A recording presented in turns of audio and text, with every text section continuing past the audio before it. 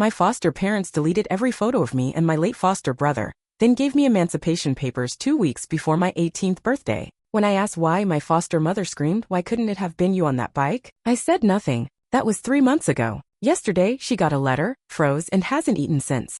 The attic always smelled like old rain and forgotten boxes. I hated going up there, but the autumn festival was coming up and Mrs. Callahan wanted the orange paper lanterns and the plastic hay bales unpacked before the weekend. My name is Mina. I'm 19 and I've lived in this house in upstate New York since I was 11, since the state decided this was where I belonged after my mom overdosed in a laundromat. The attic stairs creaked under my weight. My sketchbook was tucked under my arm. I was supposed to be decorating, but I needed a quiet place to sketch for a bit first. That was the plan. But when I reached the top, the plan disappeared. The light bulb flickered above me as I scanned the room. Boxes were stacked against the far wall, half collapsed under years of dust and water damage. I expected Halloween bins or tangled Christmas lights. Instead, I found a stack of black trash bags and 2 old plastic totes duct-taped shut. One of them had my name written across the lid in faded Sharpie. Curiosity tugged harder than fear. I pulled the tape back and peeled the lid off slowly like I was opening something sacred. Inside was a mess of shredded paper and warped photo prints stuck together with moisture. My throat closed up. I picked up one of the photos. It used to be me and Dorian sitting on the porch swing.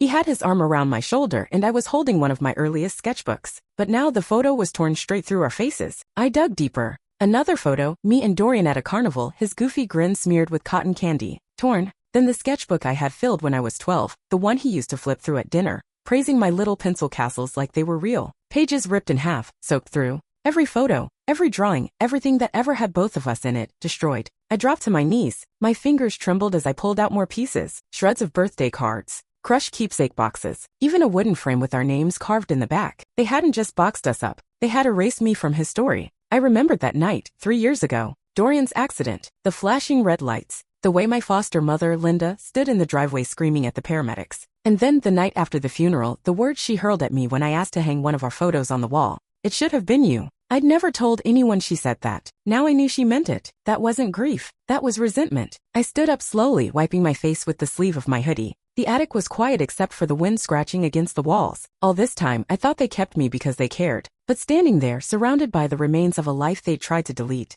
I realized something else. They didn't see me as family. I was just the reminder they couldn't get rid of. And I was done pretending otherwise. 2 days later, they called it a family dinner. That should have been my first clue. Linda made pasta primavera, like she always did when she wanted to appear warm and maternal. Paul, my foster dad, was already at the table with his reading glasses on, a small stack of documents in front of him like we were about to finalize a mortgage instead of eat dinner. I sat down slowly, watching them. My stomach already a knot. "We wanted to talk to you," Paul said. His voice was gentle in the fake way counselors talk on TV. "About your future." Linda folded her napkin. "College is coming up. Independence is a big step." I looked between them. "Okay." He pushed a manila envelope toward me. "We think it's time you had control of your own life." I pulled the papers out. Legal language. Multiple pages. Petition for emancipation. My chest tightened. "What is this?" "It's emancipation," Linda said, like I was stupid. "You be legally independent. You be able to make your own decisions, have your own financial freedom." Paul nodded like a proud teacher. "It's a gift, Mina. We thought you'd want this. You're mature.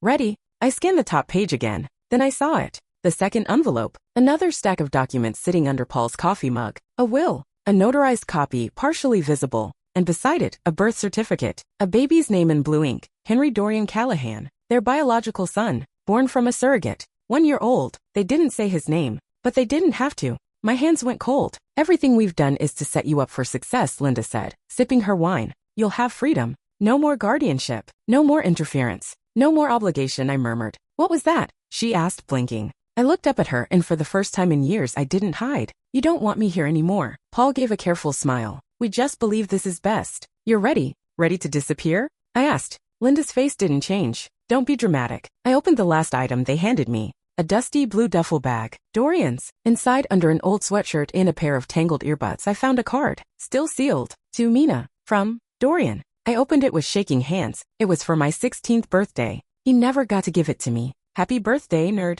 I know I'm not always great at saying it, but I'm proud of you. You've got the kind of fire people try to put out because they don't know what to do with it. Don't let them. Ever." I couldn't breathe. "Can you sign now?" Paul asked gently. I stared at them. Both so calm, so polished, so proud of the way they were pushing me out with gift wrap and fake smiles. I picked up the pen. My hand trembled as I signed each page. Name, date, signature. My voice never came, but something stronger did. Resolve. I gathered the card, zipped the duffel shut, and stood up. Thank you for dinner, I said. And I walked out. They thought they'd erase me, but I still had Dorian's words. And now I had my freedom too. When I showed up at Eloise's apartment, she didn't even ask why I was early. She just pulled me into a hug and said, "You look like hell." I let her hug me. Then I handed her the envelope. We were supposed to spend the weekend filling out FAFSA forms and looking at dorm options. Instead, we sat on her living room floor with takeout containers and legal documents spread around us like broken glass. "What the hell is this?" she asked, flipping through the emancipation papers. Her voice sharp now. Did you ask for this?" I shook my head. She stared at me. "They gave you emancipation like it was a graduation gift?" I just nodded. My hands were in my lap, clenched so tight they ached. Eloise grabbed her phone without another word and started typing furiously. "I know someone," she said. "Used to work in family law. Now she's with a nonprofit, Youth Defense Collective or something. She's gonna look at this." "I already signed them," I said quietly. "I don't care," Eloise replied. "They pushed you into it. That's coercion." I didn't know what to say, so I reached into my duffel and pulled out the card again. Dorian's handwriting, strong and messy like he always was. I reread it for the 10th time in 2 days. She leaned over my shoulder. "That from him?" I nodded. "They hid it." She sat back, stunned. "Mina, this isn't just neglect. This is full-on abandonment dressed up as generosity." She didn't say anything for a while after that. Neither did I. By 10 o'clock, the nonprofit lawyer, Claire, called back. Eloise put her on speaker. "I've seen this before," Claire said, her voice crisp and calm. "They're packaging a removal like a reward. They're calling it independence so it doesn't look like what it is, a quiet, legal exit." "So what now?" Eloise asked. "You stay with someone stable, preferably family," Claire said, "and we start building a timeline, financials, communication, anything that shows they were preparing for this in secret." "I can stay here," I said, almost in a whisper. Eloise looked at me like I was dumb. Obviously. That night, we moved my stuff from the foster house to Eloise's place. I left the attic light on. Left the decorations half-packed. They never called. The next morning, while digging through my school email account, I found something that stopped me cold. A forwarded message, weeks old, from my guidance counselor. Subject: Mina Callahan, Post-Emancipation College Planning. The message thread revealed it all. Linda had told the school I requested emancipation. She said I wanted autonomy. She said I insisted on it for college access. "Liars," Eloise whispered. There was more. "We pulled public property records. They refinanced the house 2 months ago, under their name and their son's trust. I wasn't even listed as a dependent anymore. They'd been preparing to cut me out while I was still setting the table." That night, I tucked Dorian's card under my pillow. They could erase photos, rewrite history, even steal my future if I let them. But Dorian's words were still mine. And now so was the truth. The naming party was at their country club, the one with the fake lake and all the white columns like a wedding catalog threw up. Eloise parked near the edge of the lot, drumming her fingers against the steering wheel. "You sure you want to do this?" "No," I said, "but I need to." Grandma was in the back seat, purse clutched in her lap, lips pressed tight. She hadn't said much since we picked her up, just nodded when I handed her the folder of evidence. Inside the club, everything smelled like lemon polish and money. Waiters in vests passed out champagne. A string quartet played something light and bouncy. There were flowers everywhere, orchids and peonies and little blue ribbons tied to the chairs. We stepped into the banquet hall just as Linda raised her glass for a toast. She stopped mid-sentence when she saw me. The room fell quiet like someone had hit mute. Paul's smile vanished. The baby let out a soft gurgle in the background. Linda blinked. "Mina, this isn't." Grandma stepped forward, her voice calm but sharp enough to cut glass. "Don't speak." Someone gasped. "I want everyone to hear this," Grandma said, turning to face the guests, neighbors, colleagues, old family friends. "You all know Linda and Paul Callahan, our respected trauma and grief counselors. What you may not know is that they legally removed their foster daughter 2 weeks ago." A few murmurs. "She was their daughter for 8 years, until they decided she no longer fit their future plans." "Grandma, please," Paul tried. "Quiet." She reached into her tote and pulled out the file, held it up for everyone to see. "These are photos, shredded, sketchbooks torn to pieces. This is what I found in their attic. Evidence they tried to erase every trace of Mina's relationship with Dorian after he died." Linda's face went red. "That's not true. She was sick the night Dorian died," Grandma said louder now. "They told people she wasn't home. But I have the urgent care receipt. I drove her myself. They left her out of the funeral program, out of the family trust, out of every single family plan after that." Eyes were on us now. Some guests looked horrified. Others glanced awkwardly at their drinks. Paul stepped forward. "This isn't the time or place." Mina pulled the emancipation papers from her bag and held them out, hands shaking. "They told the school I asked for this, that I demanded it." She set the papers on the gift table. Linda opened her mouth, but nothing came out. Eloise took out her phone and tapped on the screen. "We've got emails, financial documents, even a message where Linda calls Mina a liability." That one landed like a punch. A few people stepped back from the couple. Paul grabbed at the air, like he was trying to pull the narrative back into his hands. She wanted to be independent. I was 17, I said. My voice was low but steady. You told me it was a gift. You gave me a bag of Dorian's things and told me to leave. You never even said goodbye. I pulled the card from my pocket. This is what he wrote me. You kept it hidden. But I have it now. Silence. Grandma turned to the room. Is this who you trust with your grief? With your children? Linda's voice cracked. We were grieving. We were doing our best. No, Grandma said. You were rewriting the past. And now it's catching up. I didn't need to say anything else. They wanted me erased. But that day I became impossible to ignore. The message came early the next morning. I was sitting at the kitchen table in Eloise's apartment, half awake, coffee untouched, when my phone buzzed.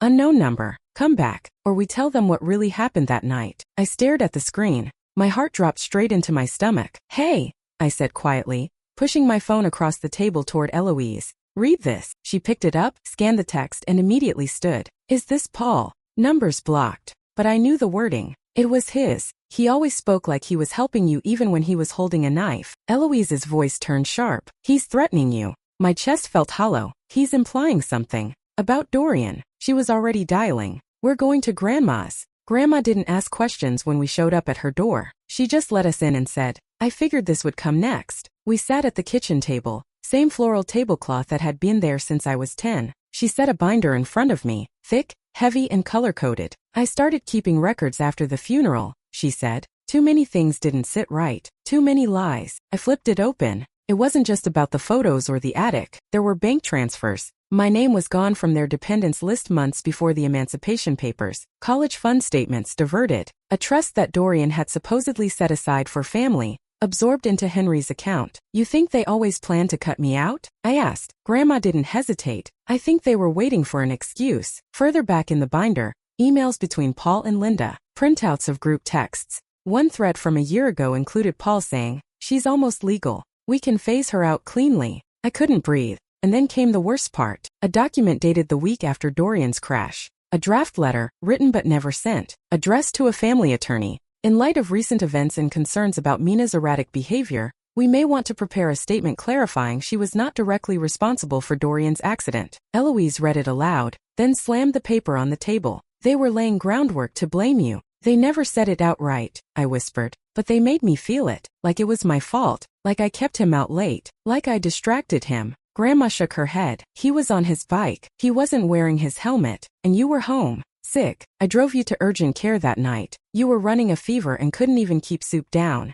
I remembered the waiting room, the nurse with the cherry pattern scrubs. Everyone believes their version, I said. They won't for long, Eloise muttered. Over the next 3 days, word spread. Some of the party guests started asking questions. A few of Linda's colleagues reached out to Grandma, just to check in. The cracks were showing. And that threat? It wasn't just a scare tactic. It was a sign. They were losing control. And they knew it. By the end of the week, we weren't just reacting, we were building. Claire, the legal advocate Eloise had contacted, came over with her laptop and 3 empty binders. We need timelines, names, dates, screenshots, school records, medical visits, anything that paints the full picture, she said. I didn't realize how much I'd buried until I started writing it down. The night Paul forgot to pick me up from tutoring and I walked home in the rain. The time Linda yelled at me for crying when Dorian's room was emptied without a word. The canceled therapy sessions. The way the college fund login stopped working last fall. It was all there, just scattered like puzzle pieces I'd stopped trying to fit together. Eloise sorted through my school emails while Claire pulled social media posts and news clippings. Grandma brought out her notes from Dorian's crash. Every time I stopped to breathe, one of them would say, keep going.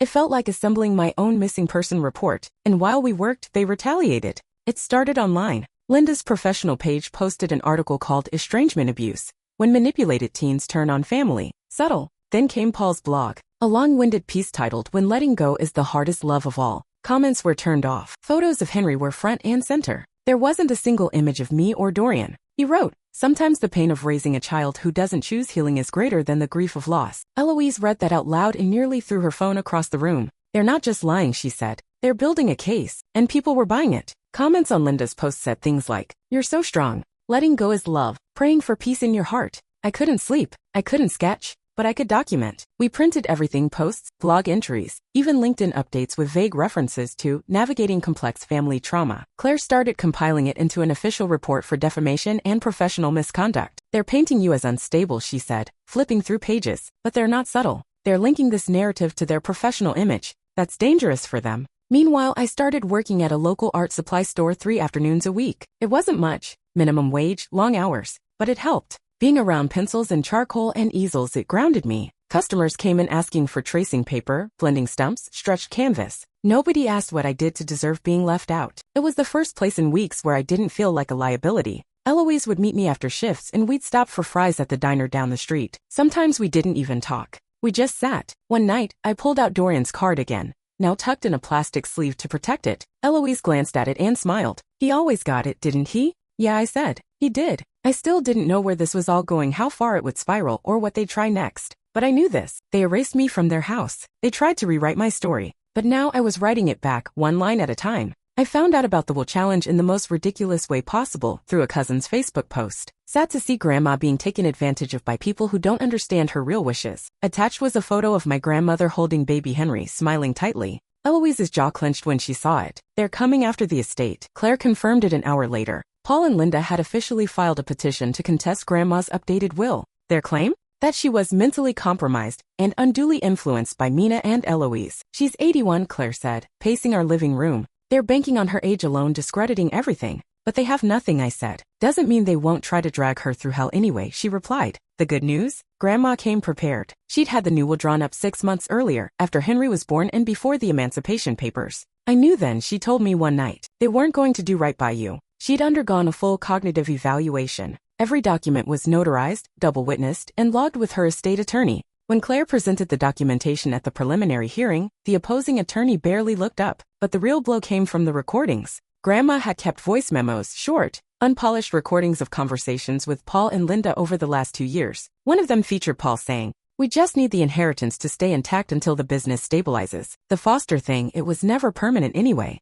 Another had Linda whispering on the phone, "Mina can't handle money. She's emotional. Dorian left enough of a mess as it is." I sat in the back of the courtroom when they played it. My hands were cold. I kept my eyes on the table, but I could feel the energy shift. Linda flinched. Paul stared straight ahead like he didn't recognize his own voice. Their lawyer asked for a recess. Outside the courtroom, 2 of my distant relatives approached Eloise and me. "We didn't know," one said quietly. "They told us you left." I nodded. They told a lot of things. That night, Claire got a call from their lawyer. They wanted to settle. A formal settlement conference was scheduled. No trial. No jury. But everything's still on record. It was happening faster than I thought. The same people who erased me from the attic, from the photo albums, from the guest lists, were now scrambling to hold onto the house they thought they'd inherit by default. They underestimated Grandma. They underestimated all of us. The next week, Linda quietly stepped down from her position on the trauma counseling board. Personal leave, the press release said. Eloise showed me the article and raised her eyebrows. Still feel like the invisible girl in the attic? I shook my head. Not anymore.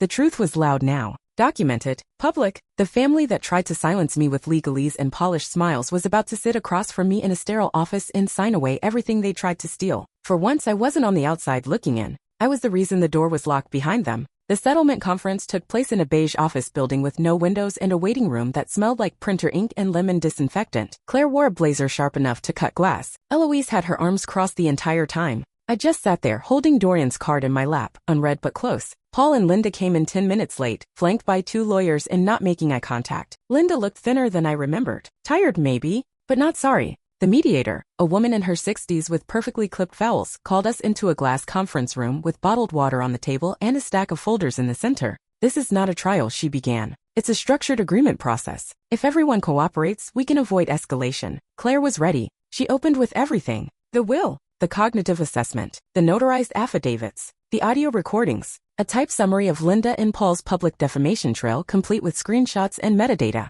"Let's be clear," Claire said calmly, "you fabricated a narrative about this young woman, weaponized your professional reputations, and are now attempting to undo a valid legal document because you were cut out of it." Linda's lawyer cleared his throat. "We believe the evidence of undue influence is substantial." Grandma didn't let him finish. She leaned forward, her voice quiet but cold. I raised Linda. "I know what she sounds like when she's lying. She's lying now." Paul finally spoke. "You don't know what this has done to our family." "You mean your image of family," Eloise snapped. The mediator held up her hand. "Let's stay civil." Claire slid a stapled document across the table. "Here's our counter. No contact order. Retraction of all defamatory content. Public apology on both professional platforms. Full acknowledgement that Mina's emancipation was orchestrated without her informed consent. And if we don't agree?" Paul's voice was tight. Claire didn't blink. "Then we go to trial. And I make sure every board, association, and licensing body sees that audio file of Linda calling her foster daughter a liability. Silence stretched. Linda stared at the contract like it might bite. I didn't mean it like that. Claire smiled slightly.